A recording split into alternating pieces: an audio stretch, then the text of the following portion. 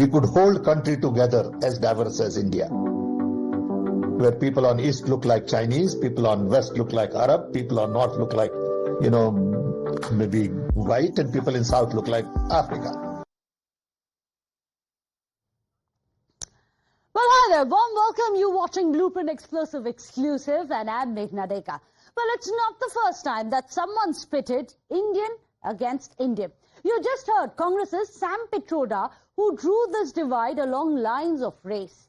And today, it's the Telangana Chief Minister Revanth Reddy who spitted one city against the other. In fact, you can see all the cities that he's been bringing back into the political narrative after the statements that he had made. While the Chief Minister bragged about how Hyderabad is the best city in the nation, he also derides the other cities that he has dubbed, for example, Kolkata as the garbage city, a reference to the garbage issue there. He's called Delhi highly polluted. As you can see in these visuals, well, that's the disappearing India Gate, so many would actually agree with him. And then you have him slamming traffic in Bengaluru. Of course, let's not forget potholes as well as traffic. Those are some of the worst problems that Civic Apathy has made Bangaloreans face. And of course, he has also slammed Mumbai and Chennai for constant flooding. These are some of the visuals just to tell you what he is talking about.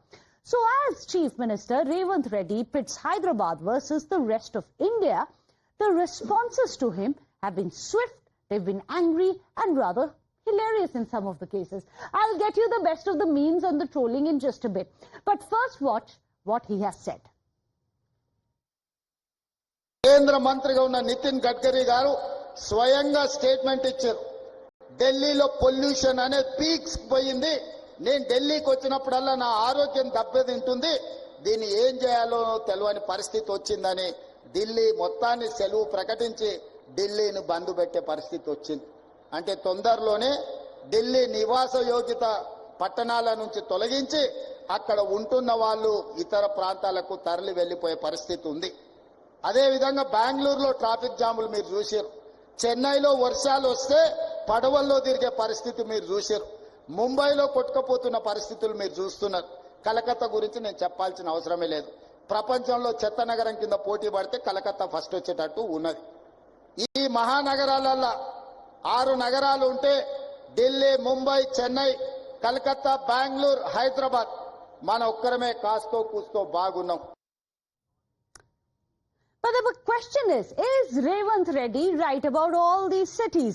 Let's tell you what people on the social media really think about it. We are getting you a collection of all the reactions that he's elicited after he put out this comment.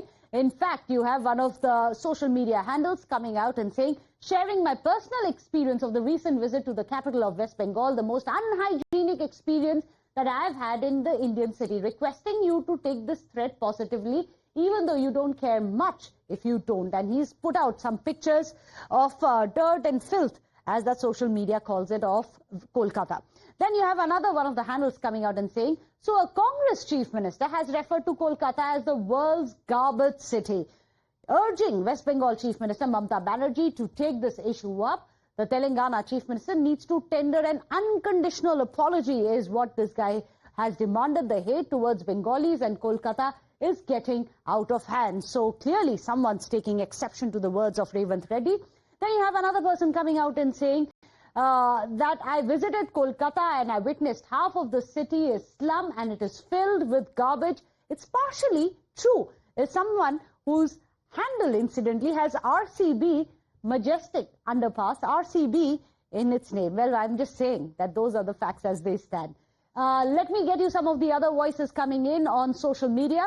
There's a person called Hamara Yug. He says, this is the first time I may agree with Revanth Reddy. Been to Kolkata multiple times except for Park Street. All the other city areas appear like slum areas, uncovered drains, and there is garbage everywhere. And the people are selling fast food, vegetables, sitting on top of those. So these are some of the voices coming in. You also have another one saying that the City of Joy caption for Kolkata to me is like a hastily arranged flowery bed spread to cover the garbage-strewn generosity, and I detest it. there is someone who is perhaps posting from Kolkata. Meanwhile, let's tell you how there are fuming voices as they are on social media. There are also other voices who have been coming in. They've called Chief Minister Revanth Reddy's statement as an insult to the people. In fact, they have claimed that Revanth's statement were a result of his ignorance. In fact, what exactly it is that they are saying, the Aam Aadmi Party government has, this is something that he had said about Delhi pollution levels being very alarming. What really are the reactions coming into Revanth Reddy? Watch this. The Chief Minister of Telangana calling Kolkata dirtiest city in the country. Telangana का chief minister सुस्त सलामत रहे, ये हम चाहते हैं, और उनका सिटीज भी बढ़िया रहे. हमको पता है, देशवासी को भी पता है, कोलकाता कैसे सिटी है, city of Joy. Was a little insensitive, and to people of Kolkata who are born and brought up here is also very hurting. I will only say this to Revanth, that I'm not going to go and give you a lesson in history, but Calcutta was the capital of India during the East India Company days. Calcutta is the city of joy. It is growing, developing by leaps and bounds. I will only tell you this, Revanth. Please find a little time and visit Calcutta. This is his mentality. I don't know why he had said this, but I don't think... actually, मैं यही बोलूँगी, अगर वो यहाँ का citizen होते हुए इसके बारे में कुछ ऐसे बोलते, एक्सपीरियंस करते, बहुत सालों से रहते, तो ऐसे बात बोलते तो ठीक है, नहीं तो क्यों बोले हैं. But it's not just in West Bengal where they are taking exception to what he has said. In Delhi, well, it turned into a slugfest between alliance partners. Can you imagine? You have the Congress and the Aam Aadmi Party blaming each other. Congress training his guns at the AAP and the centre for the pollution crisis in the national capital. Watch this. मैं पश्चिम बंगाल के बारे में तो मैं नहीं कह सकती, पर चूंकि मैं दिल्ली में रहती हूं, तो मुझे अच्छी तरह से याद है कि 2011 में यूनाइटेड नेशंस ने दिल्ली को greenest capital of the world का खिताब दिया था.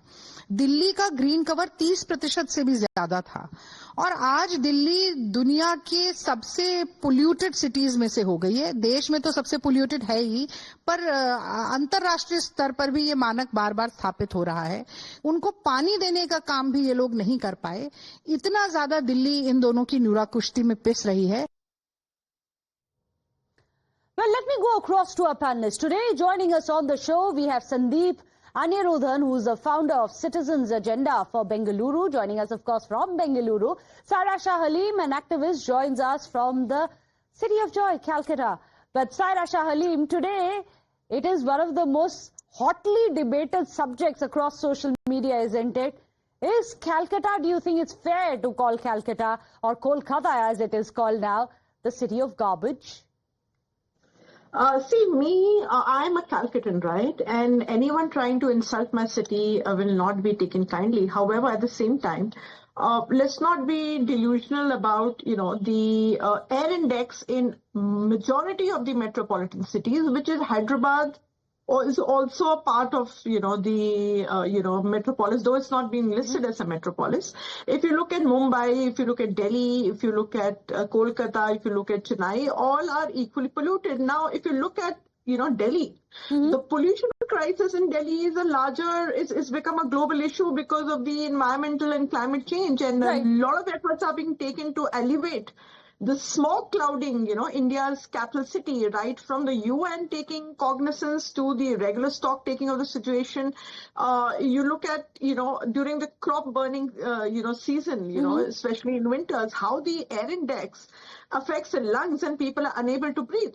So I think people have not really taken climate change and climate action seriously. And I think, more than taking things personally, we need to, all of us who live in metropolitan cities, need to take a stock taking of what is happening. A couple of years ago, the Delhi government had taken an initiative of the even odd number cars which ply on the roads, right? So we need to understand that the garbage that piles up, what is the government, what is the KMC doing about the waste management, which is further, elevating the air index and the pollution quality. And no politician till now in any election has addressed issues of air pollution, the air index, or even trying to clear the roads, the garbage that that is there at every nook and cranny. So I think all of us, as what you call citizens of metropolitan cities, we need to take cognizance and address issues of pollution and waste management. I think you made a very valid point. Let me take that across to Sandeep Anirudhan. When we have elections, everyone talks about the narratives, the polarization. It's about Hindu Muslims, it's about masjids and mandirs, but very little is being talked about, being spoken about issues which really matter to us. Like my basic right to breathe in Delhi is not being given. Basic right to a healthy lifestyle in Kolkata, which is today being inundated by garbage. Of course, there are several cities, and I'm not saying that one city is better than the other, because honestly, I don't think any city is bereft of any civic issues, is it?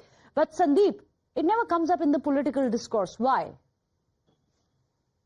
Meghna, I think largely what we've suffered from post-independence is that we forgot the dream of our freedom fighters.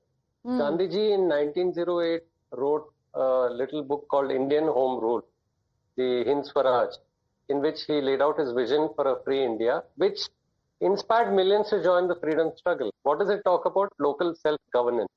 And what did we get after independence? We got more colonial kind of government structure, which is highly centralized. So all our cities lack devolution of power. We don't have effective city governance, and we lack city planning.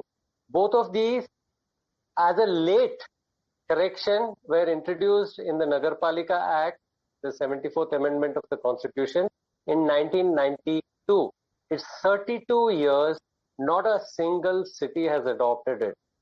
Basically, all the city dwellers in India are bereft of political autonomy because all the state governments want to keep it away from the citizens of the city, because then they can't play around with the money that flows to the city's economy.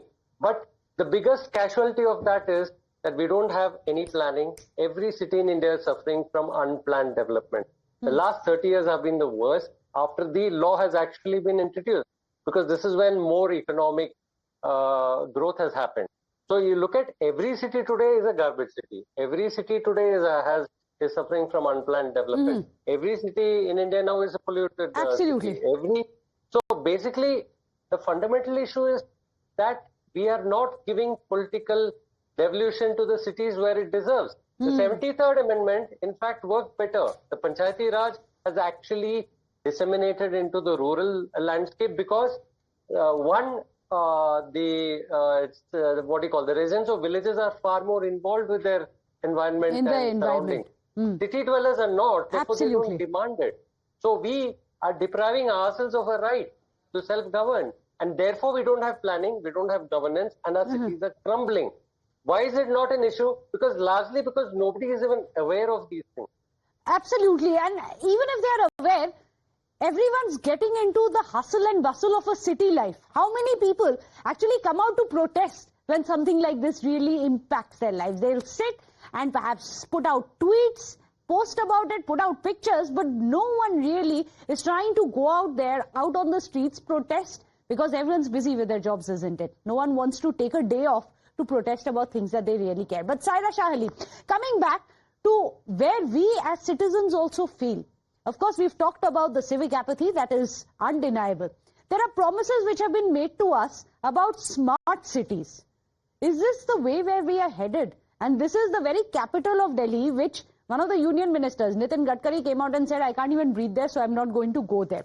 We all know what the state of Mumbai is come rainy season. What happens to Chennai and what happens to Bengaluru? The potholes and, of course, the toxic, frothy lakes that they have there. Everywhere is the same story. This way, the drainage, if you look at Mumbai, especially during the rains, is really, life-threatening. A lot of people die during the rains, and there's no proper drainage. And now look at even in Delhi, if you look at the air quality over the Indo-Gangetic plains, especially during the festival time, there's sulfur dioxide.